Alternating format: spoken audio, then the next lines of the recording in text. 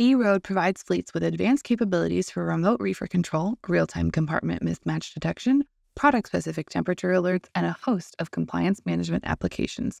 It's time to revisit how your refrigerated goods are monitored.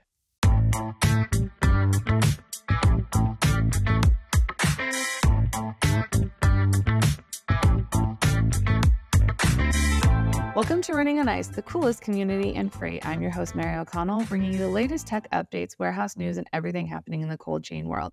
Not only is there the coolest show in freight, but there's also the newsletter that could not be colder. You can subscribe to that on freightwaves.com/runningonIce. Today, we are joined by the one and only Travis Ross, Senior Technical Account Manager at EROAD. Thank you so much for joining us today, Travis. Thank you for having me. Good to see you again.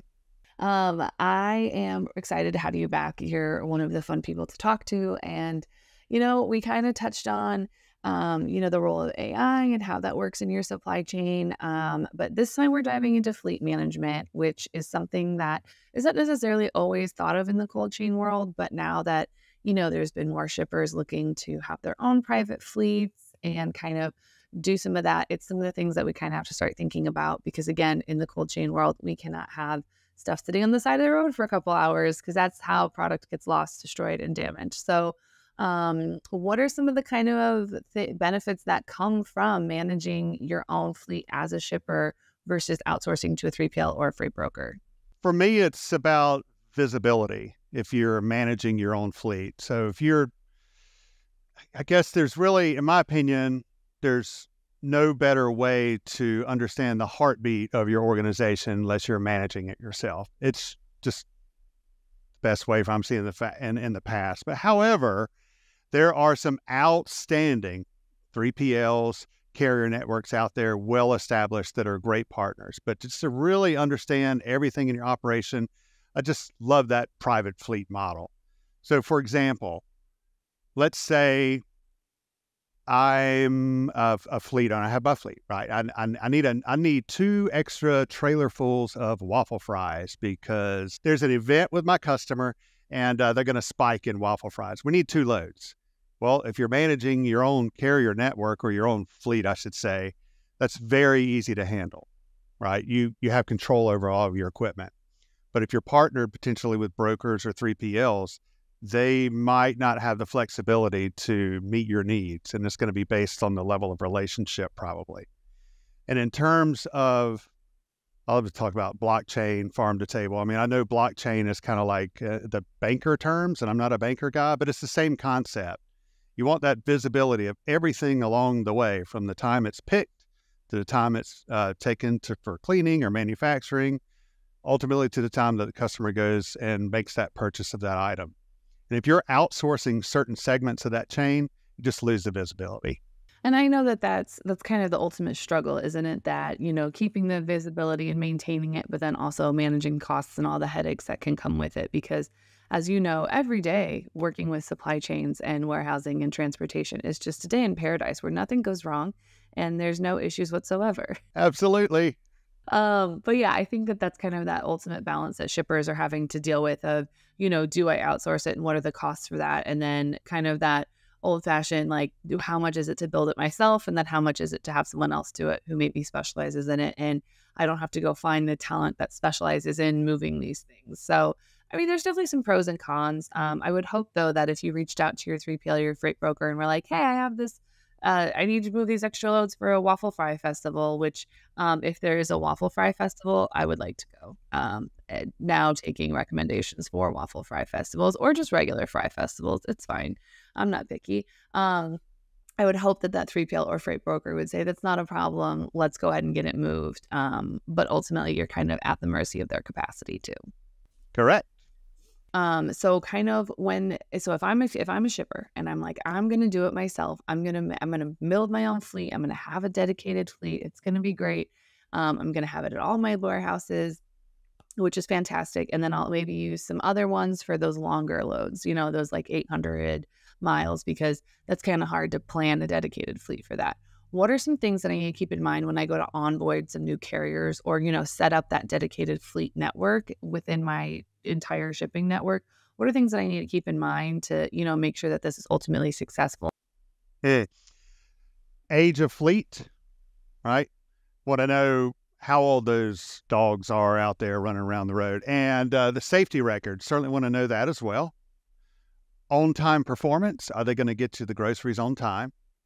It'd be nice to also know the makeup of the fleet. So from a refrigeration standpoint, is it Carrier? Is it Thermo King? Is it mixed? Those things really do matter. They're all wonderful, but it does matter to know those type of things.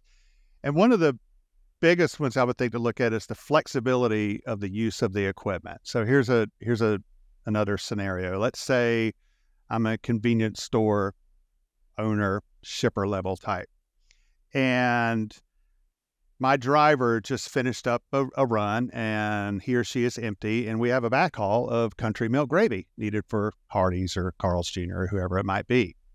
If I have my own fleet, I can handle that, no problem. If I'm outsourced, again, going back to the first point, maybe I don't have the flexibility of the use of that equipment, and I can't get my country milk gravy, and ain't nobody got time for that. I'm pretty sure, I think we've actually have an article on FreightWaves about the gravy shortage and how it's just unacceptable. And yeah, it's a light load article, which is kind of like a funnier take on it. But it comes down to there's no excuse for not having gravy at your restaurants, which I didn't On a even realize. biscuit, you must have it. Yeah, you have Yeah. to. I mean, I'm not a big gravy person, so it doesn't really bother me, but there are people that are very passionate about their gravy, and I don't want to be on the end saying you can't have that. We don't have your gravy, because I feel like that's the fastest way to die. In South Carolina, we are passionate about gravy. It matters.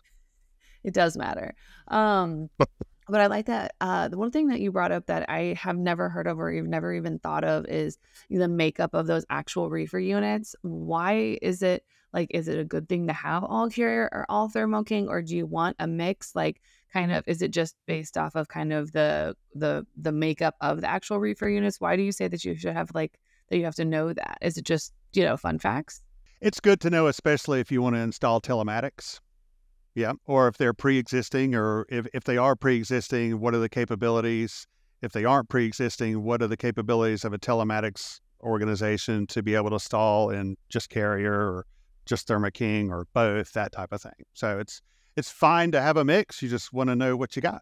That makes a lot of sense. I never thought about it from a telematics perspective, because obviously you would have different steps you take for a Thermo King versus a Carrier, and just knowing which one you got to work with, it just kind of helps everybody out, instead of we're going to go install this Thermo King and it's a Carrier model and oops, then everybody's kind of all delayed. So kind of going on that, so you have your Carriers, you have them set up. They're great. They have perfect safety ratings, because why would we ever take anyone with a conditional safety rating or unsatisfactory? That's not the business that we're in. We like our nice, clean, pretty, well safetied Carriers. So what are some of these kind of contingency plans? Because things break. So kind of, if you get someone broke down on the side of the road, you can't just tell your freight broker, we'll make another truck appear, make it happen. So how does the shipper kind of plan for the worst, but always hope for the best? If you have your own fleet, I've found that it's significantly easier, right? Like, you can have your battle drills. You're all one team. You can plan for what happens if we have a recall, what happens if we have a trailer fire, that type of thing. If you're outsourcing, yes, for well-established partners, I'm sure they have that. You just may not know exactly what it is or how it functions. So, for example, let's say you have a driver out for delivery and brakes catch on fire, the trailer is lost, the load is lost, potentially the tractor is lost, and we just hope there's not an injury. If you're a smaller fleet, something like that could be absolutely catastrophic to your operation. However, if you're partnered with a well-established 3PL, other carrier network, that I am sure and certain they would have contingency plans built in for that. So it's not so catastrophic, and all you need to worry about is how to get those replacement groceries. That actually gives kind of like a sigh of relief of well, we can just re-get a load as long as everyone's safe, it's fine. But again, if I'm a fleet and that's one of my 10 trucks, well, suddenly I'm down a truck until I can get it fixed, or in the event of a fire, get a whole new one, which is going to take a while, which would take some more shuffling. So I guess that's kind of one of the cons against running your own fleet is that, when stuff breaks, you have to fix it. You can't just say, well, fix it. Exactly. You got to fix it. So so you mentioned that something earlier, and that's that visibility component that you get to maintain when you have, when you manage your own fleet and everything like that. So what kind of, if I'm out there shopping for tracking and tracing and some of those visibility tools to implement into my fleet or to work with a carrier partner, what are some things that I need to kind of be mindful of, and what are things I need to look for, and what are things that maybe are on the packaging that are just kind of fluff? When I was a transportation manager, and if somebody were to talk to me about AI, artificial intelligence in cold chain, I would I don't have time. I've got drivers that are anxious for me to buy 5 more electric pallet jacks that they need. I have so many other things to do in my operation, and you're wanting me to think about AI and cold chain, but I actually think now the folks who aren't leaning into it are going to feel left behind within 3 to 5 years, because it's developing, and it's developing quickly. And some of those benefits are massive. We've been able to show that product is moving way slower than what was originally expected in the way that we used to track things. So they're throwing away less product. And the big kicker is it all stems with the driver, right? We need the driver to have a good day. And it would be nice if we're not constantly peppering the driver to, hey, probe this product, probe the product, stop. You need to go take a break for a little bit because we think the product might be getting warmer, sit on the side of the road, let it chill, all that type of thing. So the ability to lean into AI and throw away less product, more sustainable right out the gate, and then save on labor costs and driver aggravation, it's a winner. I think in this type of environment, anything that you can do to make your driver's day a little bit better is going to be the ultimate win. But I guess how do you know when it's important to invest in some of these technologies and these tracking tools versus, those pallet jacks that are going to make your driver's day easier? Because ultimately they're both going to make your driver's day better because you're not harassing them as much or calling them or, trying to micromanage their stuff. But then also in a very real way, those electric pallet jacks do make their job physically easier. So kind of how do you know when it's one's worth investing in over the other? Because obviously the budget doesn't exist for both of them. Budget won't exist, and the bones of the operation are the equipment. Or is the equipment that's the bones of the operation, and you want to supply the drivers with what they need for the very basics, and then move on to the next. So I would start there. Those operational needs are. If I'm a transportation manager again, and somebody's trying to front AI before I've got the means necessary to actually deliver the groceries, I'm probably getting a little bit miffed.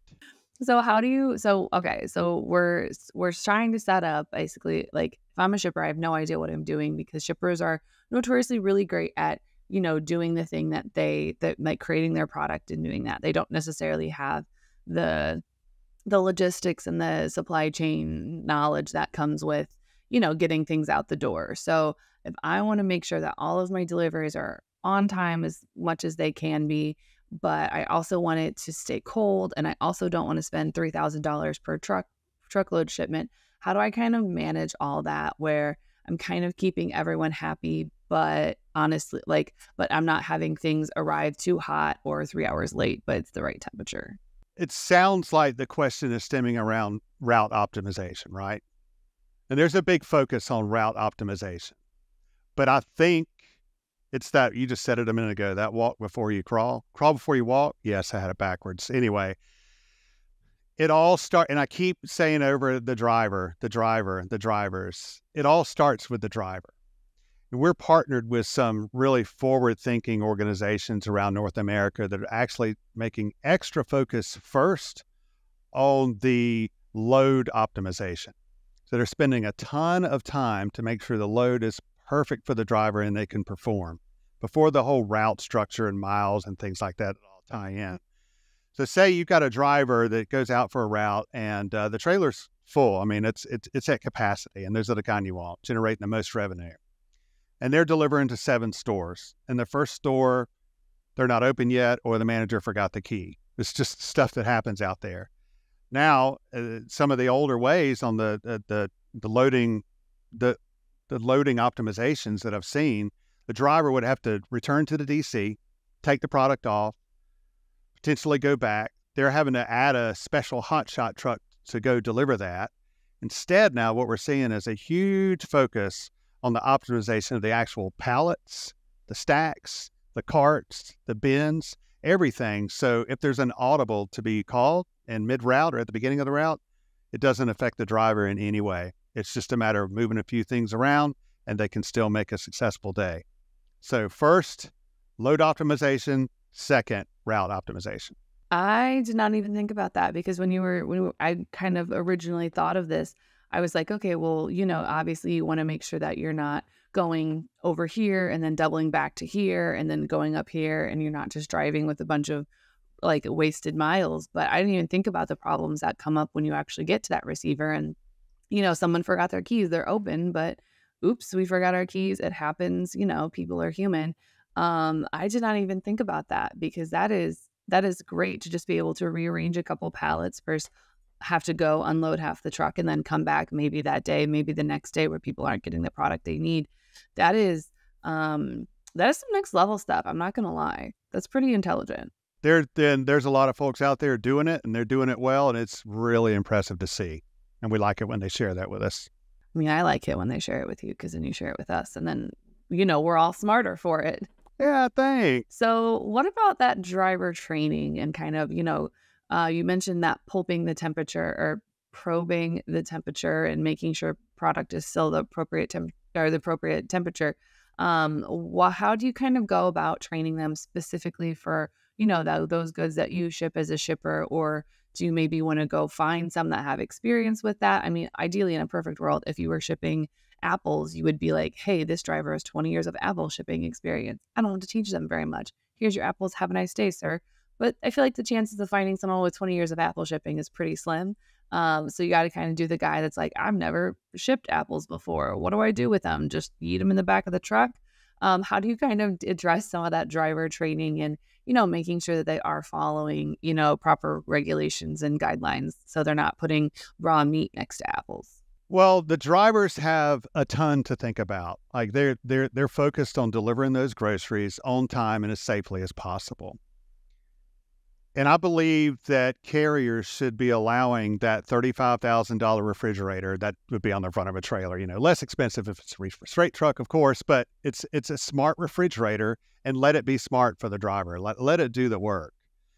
Yes, the drivers are responsible for watching and looking after the temps and looking at the microboard and understanding what they're seeing there. But we've seen that a lot of folks are now starting to configure specific options for the driver to choose. Like they configure 5 options in the micro. Option 1, if you have this, 2, if you have this, 3, if you have this, so forth and so on, making it really easy. The last thing you want to do is to have the drivers constantly having to mess with the microboard, change start, stop to continuous, set points, this and that. It's just waiting for a mistake to happen. So simplify the process for them, so they can focus on being the face of your brand and spending time with the customer in a nice, happy, chappy mood. One more thing. If any carrier that is truly invested in their drivers, or for that matter, any vendor that is invested with their carrier, if they ever have the opportunity to conduct a driver ride-along, they should do it at any time. In fact, don't even wait for it. Just see if you can do it. Now, there's a lot of drivers out there. That's their home for the day. It's very private. They do not want anyone in their space, and I respect that. There's also other drivers that absolutely welcome something like that, a guest, so they can see the pain points that they're dealing with every day, and perhaps there's just a different way of looking at things, or they can take that information away and come up with a solution that makes them happy. So I would seek driver ride-alongs. I love them, and any opportunity I have, it's just I do them, and it's a wealth of knowledge. Because some of those things that you learn in those driver ride-alongs, first of all, I cannot agree with that more. Just hop in the cab if a driver wants. If not, don't press it. Just give them their space. But one of the things that you might learn in driver ride along is something like, oh, they just want a certain type of snack, or they just want a certain thing in the bathroom, and that's going to make their day better. Or they just want guaranteed truck parking, where if you know that you're going to have to go so many days, if there's a way that I can, find parking spots or pre-book it or whatever for you, that's a pretty easy thing to keep people pretty happy. And so I think that's kind of something that a lot of those things that, drivers do have complaints about.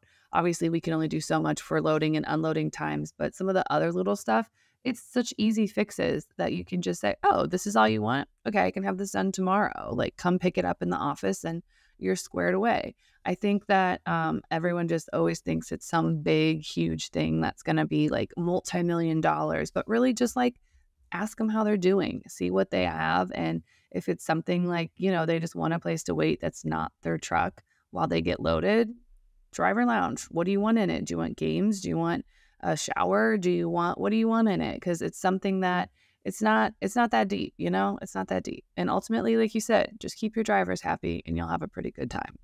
Yeah, right on. It's a relationship. So invest time and be a good partner. Exactly. Because, the drivers, they'll leave. If they don't like you, they'll leave. And that's not, and then you have to spend all that time and money and energy recruiting and retaining more drivers when they're just going to leave for something else in greener pastures on the other side. So I think that ultimately will also help reduce the amount of driver turnover that there is because, it's pain. It's a pain. Absolutely. All right. So we are coming near the end and we already know where you stand as cereal is soup.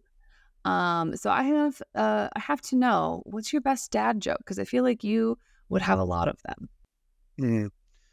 Well, I just want to talk about something else first real quick. And that's like, it might seem that I'm very passionate about cold chain, logistics, transportation, all that kind of stuff, but I can't say it's my true passion. My true passion would be potentially making a living cleaning mirrors because I feel like I could see myself doing that. You got it. You got that one right away. I wasn't sure where you were going with that at first. And I was like, man, this is a bold career statement he is making. But no, that is amazing. Well done, sir. Thank you. Thank you. All right. So if anyone has if they think that they have a better dad joke, or if they have questions about, kind of how to approach that subject of a driver ride along or other fleet management questions, where can they find you outside the show? Oh, yeah. So I'm on LinkedIn. Easy to find. Travis Ross, SC. I guess somebody else took the Travis Ross, so SC for South Carolina. Travis Ross, SC. Email is EROAD.com. Or I'm sorry, Travis.Ross, ROSS, at EROAD.com. And then you could always go to the site as well. Awesome. Thank you so much for joining us. Lovely to be here. Bye. You can catch other episodes of Running on Ice right here on YouTube or anywhere else you get your podcasts, like Apple Podcasts and Spotify. Need more Running on Ice news? No sweat. Subscribe to the newsletter on FreightWaves.com/runningonIce. See you on the internet.